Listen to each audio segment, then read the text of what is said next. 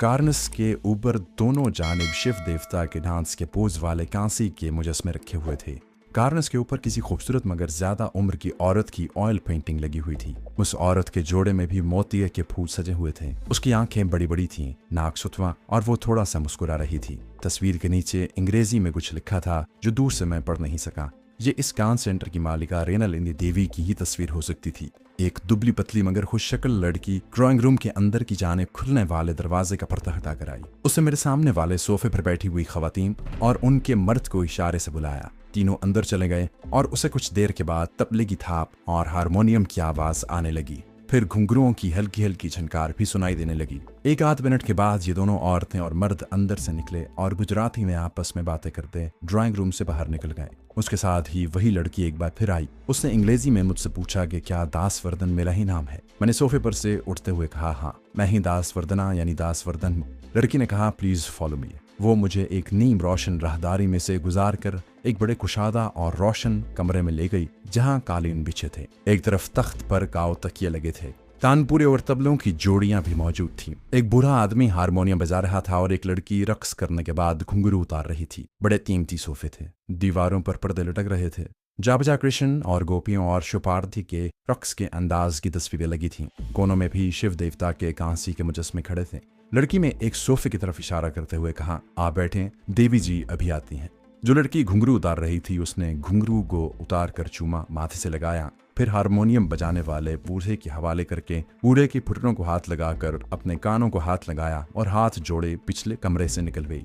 Harmonium बजाने वाले बूढ़े ने मेरी तरफ बिल्कुल तवज्जो न दी और धीमे सुरों में हारमोनियम बजाता रहा। मैंने अपने ऊपर वही मुतकब्बिराना कैफियत तारी कर ली जो एक नकली पीर अपने किसी ज़ईफुल एतकाद मुरीद की घर जाकर अपने ऊपर तारी कर लेता है। मैं बड़ी शान से बैठा बूढ़े को हारमोनियम पर उंगलियां चलाते देख रहा था। इतने में अकबी दरवाजे से रेशमी पर्दा हटा और एक गोरे रंग की भरे भरे बदन वाली औरत अंदर दाखिल हुई। उसके लंबे पाल शानों पर मोतिये और रजनीगंधा के फूलों के हारों से बंधे हुए थे। कान में नीले रंग के पत्थर चमक रहे थे। गले में भी उसी रंग के पत्थरों की माला थी। उसने हल्के नीले रंग का ब्लाउज और गहरे रंग की साड़ी पहनी हुई थी। ब्लाउज के नीचे उसका गोरा बदन साफ नजर आ रहा था। ये कोई नई बात नहीं थी। इंडिया में औरतें इसी तरह का लिबास पहनती हैं और ब्लाउज के नीचे नाफ से जरा ऊपर तक उनके पेट नजर आते हैं। उसकी आंखें बड़ी बड़ी थीं। मैंने उसे पहचान लिया था। ये वही औरत थी जिसकी ड्राइंग रूम में तस्वीर लगी थी। उम्र उसकी 30 और 35 बरस के दरमियान होगी। उसने एक शान बेनियाजी से मेरी तरफ निगाह डाली और मुझसे कोई बात किए बगैर हारमोनियम बजाने वाले बूढ़े से मुतवज्जे होकर कहा, महाराज आप ऊपर वाले कमरे में जाएं, स्टूडेंट लड़कियां आ गई होंगी। महाराज हारमोनियम बंद करके उठे, औरत को नमस्कार किया और बाहर निकल गया। अब इस औरत ने, जो यकीनन रेनालिनी देवी ही थी, मेरी तरफ देखा। चेहरे पर एक नकली मुस्कुराहट सजाए वो मेरे सामने वाले सोफे पर आकर बैठ गई। नकली मुस्कुराहट फौरन चेहरे से गायब हो गई। उसने अंग्रेजी में मुझसे पूछा, आप अपनी कजन को डांस सेंटर में एडमिट करवाने आए हैं? मैंने अपने चेहरे को पत्थर की तरह संजीदा बनाया हुआ था। मैंने भी अंग्रेजी में जवाब दिया, यस मैडम, लेकिन आपकी कजन तो दिल्ली में रहती है। मैंने कहा वो अहमदाबाद अपनी मासी के पास आकर रह लेगी। मगर मैडम आपने अपना तारुफ नहीं करवाया। उस औरत ने जरा सा चौंक कर मेरी तरफ देखा, जैसे उसे मेरा इस तरह बेतकल्लुफी से बात करना अच्छा न लगा हो। कहने लगी, मैं रेनालिनी देवी हूँ, साराबाई डांस सेंटर की मालिका। मैंने भी बेनियाजी का इजहार करते हुए कहा, क्या मेरी कजन को आपके यहाँ दाखिला मिल जाएगा? रेनालिनी को ये बात भी महसूस हुई थी कि मैंने उस बात को कोई अहमियत नहीं दी थी कि वो डांस सेंटर की मालिका है। उसके बोलने का अंदाज बता रहा था कि वो मुझसे चिढ़ सी गई है। अपनी साड़ी के पल्लू को अपने घुटनों के ऊपर करते हुए उसने बेजारी के साथ मेरी तरफ देखा और कहा, सॉरी सर, इस वक्त सेंटर में किसी नए स्टूडेंट के दाखिले की गुंजाइश नहीं। मैंने उसकी आंखों में आंखें डालकर कहा, एक बार फिर गौर कर लीजिए। रेनालिनी भी बड़ी मिजाजदार औरत थी। उसने भी मेरे जैनी फतनों वाले लिबास को कोई अहमियत नहीं थी। दरअसल गुजरात के शहरों में इस हुलिये के जैनी भगत आम तौर पर देखने में आते हैं। जरा तुर्श लहजे में कहने लगी, सर मैंने गौर करके ही आपको बताया है, आई एम सॉरी। अब मैंने अपने रवैये में थोड़ा नरमी पैदा कर ली। मेरी हिकमत अमली का तकाजा भी यही था। मैंने मुस्कुराते हुए कहा, मैडम बात यह है कि मेरी कज़न को आपके सेंटर में रक्स की तालीम हासिल करने का बेहद शौक है। वो आपकी ज़बरदस्त फ़ैन है। अगर आपने उसे दाखिल न किया तो उसे ज़बरदस्त सदमा होगा। मेरे नर्म लहजे का रेनालिनी पर असर हुआ। वो भी थोड़ा सा मुस्कुराई। कहने लगी, आप एक दो दिन इंतज़ार कर लें। आप कहाँ ठहरे हुए हैं? मैंने उसे अपने होटल का बताया तो वो उससे भी मुतासिर हुए, क्योंकि ट्राइडेंट होटल महंगा 5 स्टार होटल था। सर को अस्बात के अंदाज में हिलाते हुए बोली, ओह आई सी, मुझे मीनाक्षी का इंतजार था। चंद्रिका ने कहा था कि जिस रात तुम साराबाई डांस सेंटर जाओगे, मीनाक्षी उसी रात वहां जरूर आएगी। और चंद्रिका की बातें सही हो रही थी। मैंने रेना लेनी से पूछा क्या वो स्टूडेंट को यहीं रक्स की तालीम देती है। उसने कहा क्लासेस ऊपर वाले हॉल कमरे में होती हैं। ऊपर वाले कमरे से तबले हारमोनियम की हल्की हल्की आवाजें आने लगी। तब मैंने रेना लेनी देवी को अपने बारे में बताया कि मैं दिल्ली के हिंदू घराने में पैदा हुआ था। बचपन में माता पिता वफात पा गए। मेरे अंकल ने मेरी परवरिश की। बनारस यूनिवर्सिटी से MA फिजिक्स में किया, फिर 4 साल अमेरिका में तालीम हासिल की, लेकिन बचपन से तबीयत जैन धर्म की तरफ लगी हुई थी। फिर मैंने नौकरी छोड़ दी और जंगलों में निकल गया। 4 बरस तक जंगलों में साधु संतों के साथ रहा, हिंदू और जैन धर्म का ज्ञान हासिल किया और अब अपनी जिंदगी जैन मत के प्रचार के लिए वक्फ कर दी है। उसके बाद मैंने योगा, कर्मकांड, मूसीकी, रक्स, 4 वेदों, उपनिषदों और हिंदू देवी देवताओं के बारे में अंग्रेजी में ऐसी बातें की कि रेना लेनी पर उसका बहुत असर हुआ। अब वो मेरी तरफ पूरी तरह मुतवज्जो हो गई और मेरी हर बात को बड़े गौर से सुनने लगी थी। यही मैं चाहता था। वो मुझे ऊपर हॉल कमरे में ले गई जहाँ लड़कियां महाराज से डांस की तालीम हासिल कर रही थीं। तान पूरा छिड़ा हुआ था, हारमोनियम पर लहर बज रही थी और 4-5 लड़कियां साड़ियों के पल्लू पेट के साथ लपेटकर कथक रक्स में मसरूफ थीं। मैंने रेना लेनी से पूछा क्या तुम भरतनाट्यम रक्स की तालीम भी देती हो। उसने मुस्कुराते हुए कहा क्यों नहीं महाराज, भरतनाट्यम रक्स ही तो असल हमारे भारतवर्ष का रक्स है। कथक रक्स तो मुगल बादशाहों ने रिवाज दिया। वो ठीक कह रही थी। कथक रक्स खैर से मुसलमान बादशाहों ने औरंगजेब के ज़माने के बाद इजाद किया था और उसी रक्स ने हिंदुस्तान में मुसलमानों की हुकूमत को डबो दिया था। मैंने रक्स करती लड़कियों को बड़े गौर से देखा। उनमें अहमदाबाद में रॉ के चीफ मिस्टर पांडे की बेटी मीनाक्षी नहीं थी। मीनाक्षी का चेहरा मुझे अच्छी तरह याद था। करीम भाई ने मुझे उसकी फ़ोटो दिखाई थी। चंद्रिका ने कहा था कि वो ज़रूर आएगी। मुझे वहाँ रुक कर मीनाक्षी का इंतज़ार करना था। थोड़ी देर गुजरी होगी कि एक दराज कद की खूबसूरत शक्ल वाली मुकंदुबी रंग की लड़की बड़ी खूबसूरत रेशमी साड़ी पहने हॉल में दाखिल हुई। उसने सबसे पहले हारमोनियम पर बैठे हुए बूढ़े को नमस्कार किया और उसके घुटनों और पाँव को छुआ। फिर हमारे करीब आई और रेना लेनी देवी को नमस्कार कहकर उसके घुटनों को हाथ लगाया और मुस्कुराते हुए बोली, मैडम सॉरी मुझे आज देर हो गई। असल में मेरी अपनी गाड़ी की चाबी कहीं गुम गई थी। मैं डैडी की गाड़ी में आई। ये मीनाक्षी थी। मैंने उसे पहचान लिया था। मैं मीनाक्षी की तरफ देख रहा था और दिल में कह रहा था, मीनाक्षी देवी, बहुत जल्द वो वक्त आने वाला है कि तुम मेरे घुटनों को भी हाथ लगाया करोगी। मीनाक्षी ने मेरी तरफ बिल्कुल तवज्जो नहीं दी थी। वो रेना लेनी से बातें कर रही थी। सोफे पर उसके पास बैठी थी और अपने बालों को सर के पीछे बांध रही थी, जैसे रक्स करने की तैयारी कर रही हो। अचानक मुझे लोबान की तेज खुशबू आई। ये खुशबू हवाई मखलूक और मेरी फर्जी पत्नी चंद्रिका के लिबास से आया करती थी। मैंने यूं ही दाएं तरफ देखा तो चौंक कर रह गया। चंद्रिका मेरे बिल्कुल करीब खड़ी थी। उसने मुझे हाथ बांध कर खामोशी से नमस्कार किया और फिर अपनी बंद मुट्ठी मेरी वास्कट की जेब में डाल दी। मीनाक्षी बदस्तूर रेना लेनी देवी से बातें कर रही थी। लड़कियां रक्स में मसरूफ थीं। किसी ने चंद्रिका को नहीं देखा था। मालूम हुआ कि सिवाय मेरे उसे दूसरा कोई नहीं देख सकता। चंद्रिका कहने लगी, मैंने तुम्हें कहा था ना कि मीनाक्षी आज रात जरूर आएगी। देख लो वो आ गई है। इसके बारे में मैंने जो बातें तुम्हें बताई हैं इन्हें याद रखना। मेरी किसी बात का आगे से जवाब न देना, क्योंकि जहां सिवाय तुम्हारे न कोई और मुझे देख रहा है और न मेरी आवाज सुन रहा है। मीनाक्षी की गाड़ी की चाबी मैंने गुम की थी। वो मैंने तुम्हारी सदरी की जेब में डाल दी है। तो मीनाक्षी को ये चाबी देकर उस पर इतना असर डाल सकते हो कि उसके बाद वो तुम्हारी हर बात को गौर से सुने। मैं चंद्रिका की किसी बात का जवाब देने की पोजीशन में नहीं था। अगर मैं बोलता तो वो सब हैरान होकर मुझे दीवाना समझते। चंद्रिका कहने लगी, अब मैं तुम्हारी नजरों से भी गायब हो जाती हूँ ताकि तुम पूरी तवज्जो से अपने मंसूबे पर अमल कर सको, मगर मैं जहाँ मौजूद होंगी। फिर उसने गहरा सांस भरा, मेरी तरफ झुकी। लुबान की खुशबू तेज हो गई और चंद्रिका ने अपना रुखसार मेरे गाल के साथ लगाकर बड़े जज्बाती लहजे में कहा, मेरे स्वामी, बहुत जल्द हमारे जिस्मों का भी मिलाप होने वाला है। वो मेरी नजरों से गायब हो गई। मैंने वॉस्कट की जेब में हाथ डाला तो मेरी उंगलियां 2-3 चाबियों से टकराईं जो एक छल्ले में पिरोई हुई थी। ये मीनाक्षी की गाड़ी की चाबियां ही हो सकती थी।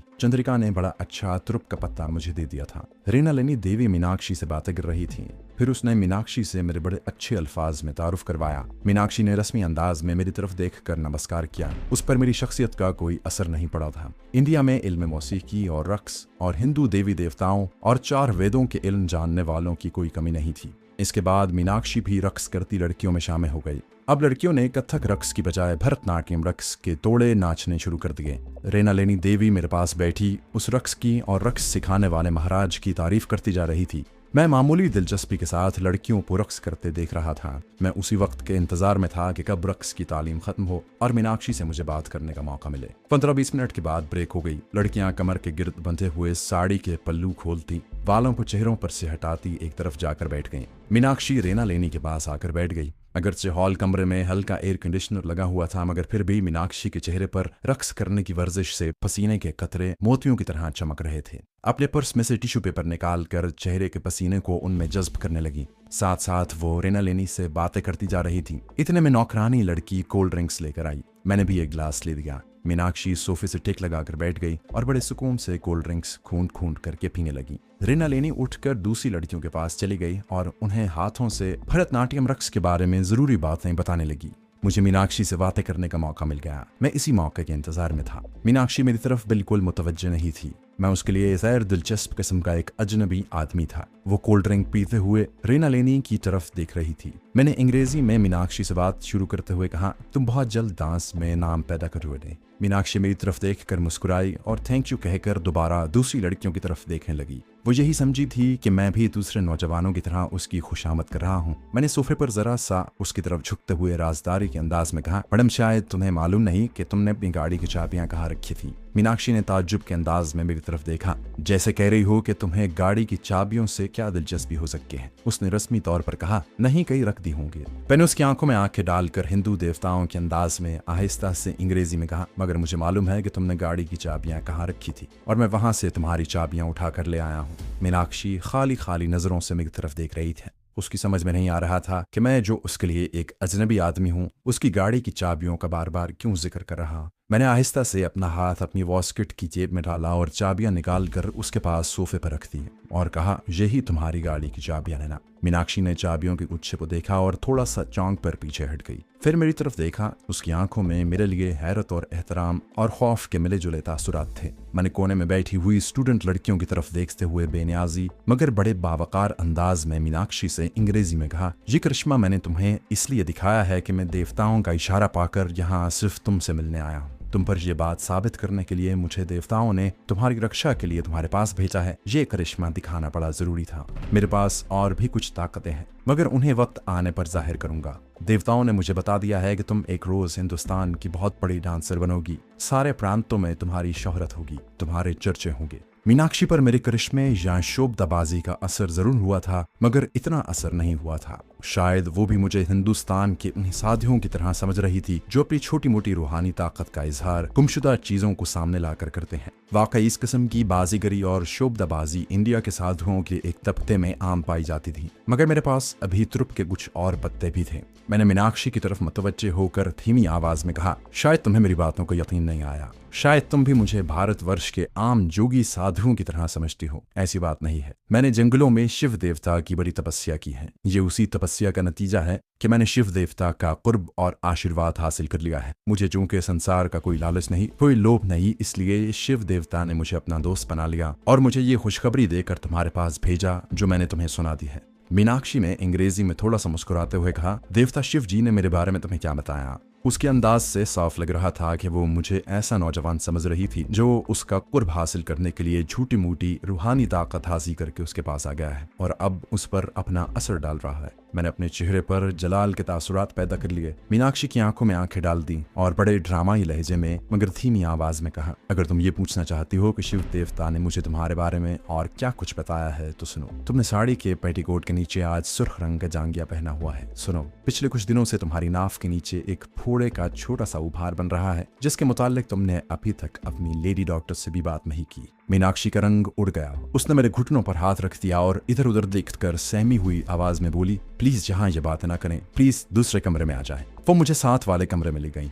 ये एक मुख्तसर सा मगर खूबसूरत सा सजा कमरा था। दरमियान में गोल मेज के गिर्द कुर्सियां लगी थी। उसमें दरवाजा बंद किया और मेरे आगे हाथ बांध कर खड़ी हो गई। प्लीज बैठ जाएं। मैं कुर्सी पर बैठ गया। वो मेरे सामने वाली कुर्सी पर बैठ गई। एक बात आपको भी बता दूं कि हिंदू औरत खा कितनी पढ़ लिख जाए, खा वो PhD की डिग्री हासिल कर ले, मगर वो अंदर से बेहद तवहम परस्त और जादू टोने, ज्योतिष और इसी किस्म की दूसरी ज़ईफुल एतकादी की परिस्तार औरत होगी। ये तवहम परस्ती हिंदू औरत के खून के साथ मिली होती है। मैंने अहमदाबाद के 5 स्टार होटलों, क्लबों और गली कूचों में बड़ी बड़ी प्रोफेसर टाइप की हिंदू जैनी औरतों को जैन मत के अल्फ नंगे जोगियों के सामने बैठकर उनके मुंह में लड्डू और दही डालते अपनी आंखों से देखा। मैंने तो मीनाक्षी को ऐसा शुभदा दिखाया आया था कि शायद कोई दूसरा जोगी या साधु ऐसा शोभला न दिखा सकता। वो मेरी तरफ अकीदत भरी नजरों से देख रही थी। कहने लगी, गुरुजी, आपने जो कुछ बताया है वो बिल्कुल सही है। मैंने आज लाल रंग का अंडरवेयर पहना है और मेरी नाफ के नीचे 2-3 हफ्तों से एक फोड़े का उपहार सा निकल आया है। मैं शर्म के मारे किसी को नहीं बताती।